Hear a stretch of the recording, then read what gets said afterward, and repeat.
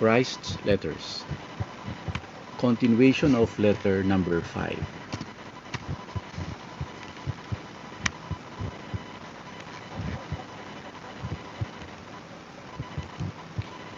These are the universal primal impulses of all being of universal consciousness. Your source of being, intelligence, love. This is the state of being before creation. Consciousness awareness within a state of equilibrium. I want you to move again into an inner state of conscious equilibrium where all thought is stilled and your mind resides in silence. You are in interior control. Your mind and emotions no longer divided into activity and feeling. You may feel a build-up of power within you, strength, peace, and contentment.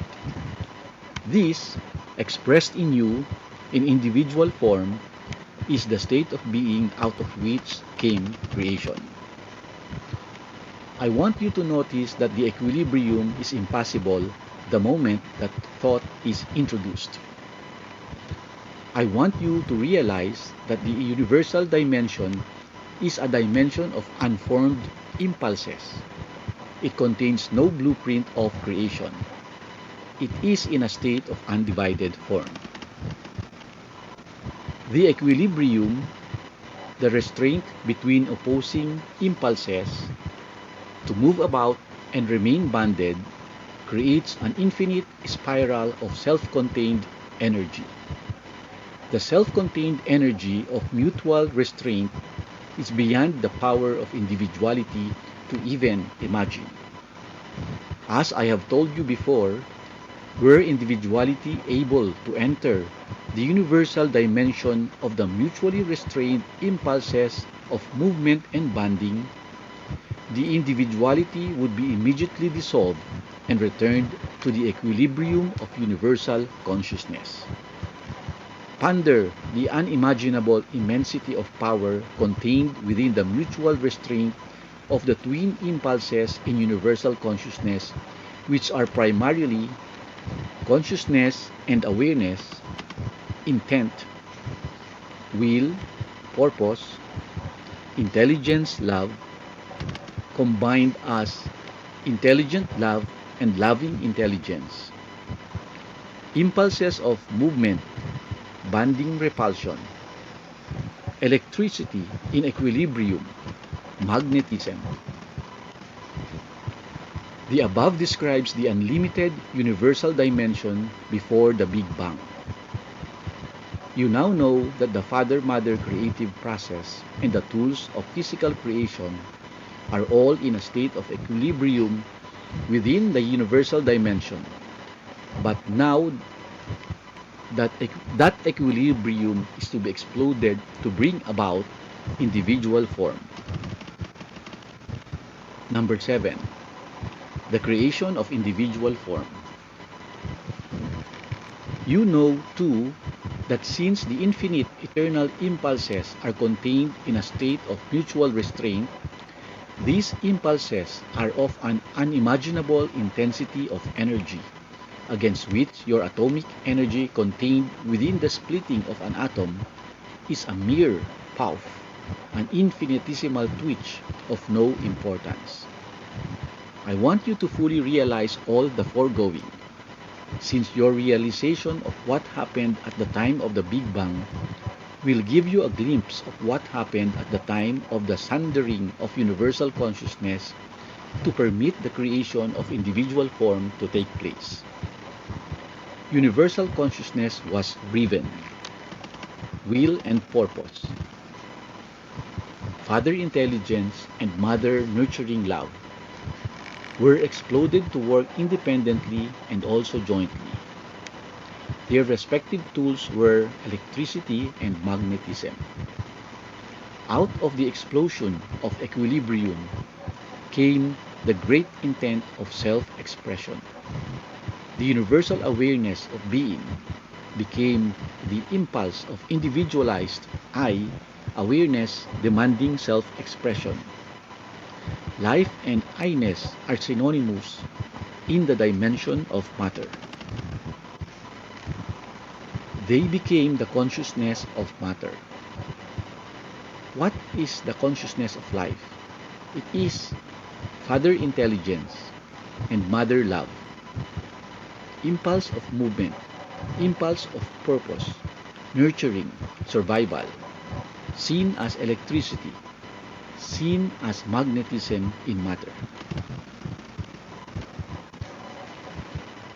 Can you begin to imagine the explosion of consciousness, of awareness? To help you fractionally visualize what happened at the moment of the Big Bang, try to recall a moment when you also experienced an explosion in your consciousness. This takes place when you have set your entire being on achieving some very important goal. About to embark on your plans, in a state of excited anticipation, some trivial circumstance or insensitive person prevents you from achieving your heartfelt purposes. How would you feel? Your concentration would be split and you would explode. Here again, I must call on my recorder to think up some examples of my meaning in human terms, for the least earthly consciousness is drawn from universal consciousness. You are at the airport, excited and ready to fly for an unexpected holiday overseas.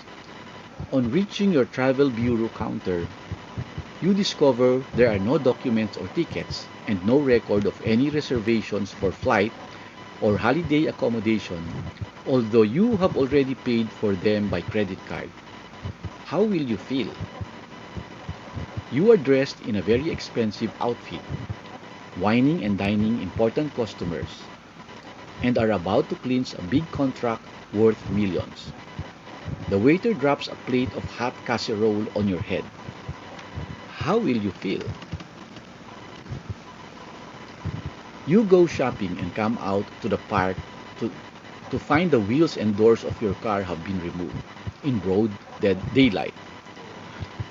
Sympathetically, you open your purse to give a whining, crippled beggar all your silver, but the man straightens up, forcefully snatches the purse from you, and runs like an athlete. How will you feel? In all these instances, you would have a strong consciousness enterprise to the very front of your mind. Your head would be filled with a plan to move out and do something to achieve a certain purpose. Peacefully, your intent would be interlocked with your purpose, therefore in equilibrium. But note that there would be mounting tension of anticipation as you neared your goal. The greater the tension, the greater the explosion. You would, in fact, be in the same state as universal consciousness awareness, intent, Father intelligence in equilibrium with the mother purpose to give being and form to the plan you intend to create. After your explosion, can you imagine the ensuing mental, emotional chaos? The inability to think straight? The thoughts which would come one after another, demanding expression? None of them sensible or logical. Try to realize that you, individualized form, are the microcosm of the macrocosm. You are pinhead expressing universal consciousness and awareness, either in equilibrium when you meditate in stillness of thought, or as active consciousness when you think and feel, plan and create. Therefore, if you can relate to your tiny consciousness explosion to the explosion of the heavens, you will gain some small idea of the ensuing chaos, both momentarily within the universal dimension and in eons of time within the newly created expanse of the dimension of matter, still in its formless state. Therefore, many of you will have to wholly rearrange your thinking in regard to creation. It started out as a condition of utter chaos. The universal impulses were divided. There were no blueprints to direct or control the beginning of individuality. The impulses were still without any conscious form or direction. They were natural impulses to perform certain distinct impulsive functions in consciousness, but they were not intelligently directed into a specific movement or bonding by any higher directing force. They were on their own, separated and lost impulses of consciousness and awareness, able to receive impressions, but there were no impressions to receive other than those of interior chaos, of movement, activity, of electricity and bonding repulsion, of magnetism. And this consciousness chaos was manifested within creation as chaos of particles. Within this expanse of chaos of electrical particles, however, there was the overriding awareness of I-ness. No matter what the chaos, the I-ness came through in the Father intent to move about, to take control, to create. The I-ness took initial form in a positive charge of electrical energy. It became the dominant I force as a proton with its satellite of negative electric charge, whereupon mother purpose of bonding was activated in those conditions of a positive electrical charge meeting a negative electrical charge. They took to each other, as one might say of the evolved male and female in living species, and bonded. Mother purpose of repulsion was also activated when two positive or two negative electrical charges looked likely to meet and react negatively. She stepped in and pushed them apart, just like her evolved female mother counterpart would separate two unruly, highly charged ruffians about to engage in a fight. This was the only form of consciousness awareness within the chaos for a very long time, since time is of no consequence within the realm of matter itself. Time only becomes of importance when there occurs an impinging of conscious awareness between electrical charges resulting in bonding or repulsion, a progression of adjacencies and events taking place and purposes to be fulfilled. Otherwise, time is meaningless. Creation is the product of primary impulses working individually and together, making impressions upon the other, fulfilling inbuilt needs imprinted within consciousness.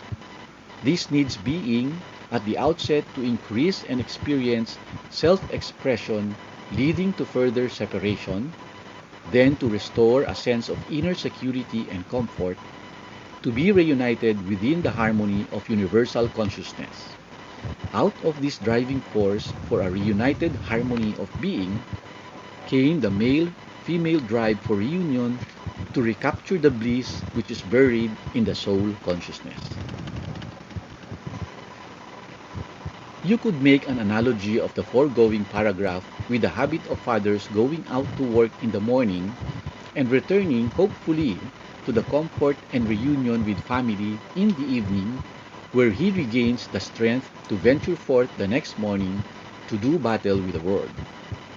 Therefore, the process of creation, of universal self-expression, took billions of years within time to accomplish. After the Big Bang, the father-mother creative process was divided into two different energies, continually working apart and together, independent yet mutually constrained to work together, having individual characteristics or natures, and different functions. Therefore, their workload was, or is, different yet indivisible. This is it for today. Thank you. I love you. God bless you. See you tomorrow. Bye.